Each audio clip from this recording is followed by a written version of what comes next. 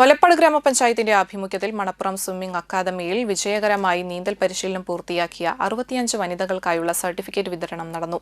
വലപ്പാട് ഗ്രാമപഞ്ചായത്ത് president P K. Mohanan master ഉദ്ഘാടനം ചെയ്തു. Manappuram foundation CEO George D Das അധ്യക്ഷത വഹിച്ചു. CFO Fidel Raj, ICDS supervisor Jaseera എന്നിവർ സംസാരിച്ചു.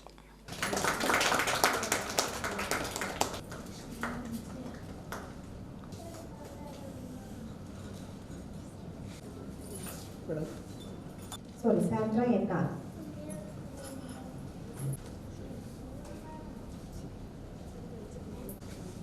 അമ്മയാണ്.